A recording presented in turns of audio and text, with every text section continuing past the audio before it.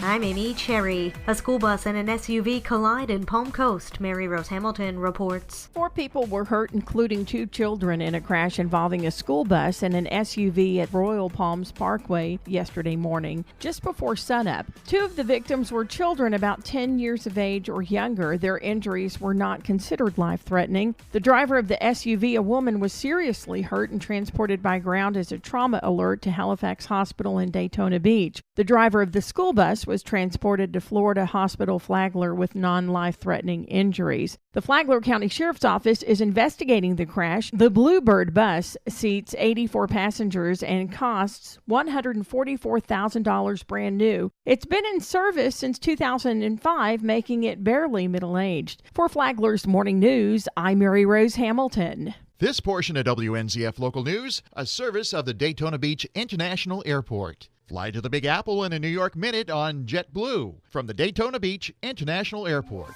The 4th annual Cheer at the Pier took place at Flagler Beach Pier on Saturday, and it's caused some confusion as many thought the pier would now be open to the public, but it's not. This is Flagler Beach City Manager Larry Newsom. This was a temporary opening because there's still about 400 foot of pier that still has to be shored up. The pier's not done yet. The pier was expected to be done by the 1st of May, but it took us 3 weeks to get the contract, insurance, so now those 3 weeks go on the tail end of when our expectations were, which I expect by the 3rd week, no later than the 4th week of May, we can actually open the pier and get the sightseers and most importantly, get the fishermen out there on the pier. The thing about it is that they work on the pier from the top down, which means they have to be on the pier, and I can't have the contractors dodging the people who like to fish or sightsee, and they're doing a great job. It's by no reason is it the reason for the contractors not doing their job. It just took us 3 weeks to get all the documents together. Rich Carroll, WNZF Local News. The clock is ticking on legislation that would uproot all of Flagler County's local control over short-term vacation rentals. State lawmakers have just over a week to pass the controversial measures that would strip Flagler County of its powers to regulate and inspect short-term vacation rentals. The bill advanced out of its 3rd House Committee, the Commerce Committee, in a vote 17-11. Flagler County Attorney Al Hadid argues all is not lost, though. He says they expected the measure to pass in that committee where its chief sponsor also sits. The Senate version of the bill gets its final hearing Tuesday in the Rules Committee, where it's also expected to pass, but the legislative session ends May 5th. If the Senate and the House don't come together on a compromise bill, then both versions will die.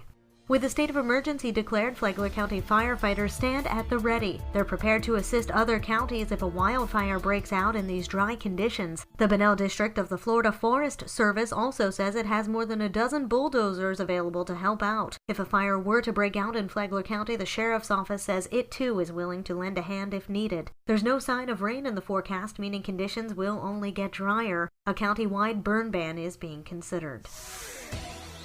A program with a different kind of CPR training graduates its first Flagler County participants. Ben Smith has the story. Employees from across Flagler County government just wrapped up the county's first mental health first aid class. The 8-hour program is designed to help participants recognize and respond to someone experiencing a mental health or substance abuse challenge. The course is described as a CPR for mental health in that it prepares attendees to interact with a person in crisis. Officials are looking to host another class this fall. More information is available at mentalhealthfirstaid.org. For Flagler's Morning News, I'm Ben Smith. And now you're up to date on Flagler's Morning News. I'm Amy Cherry.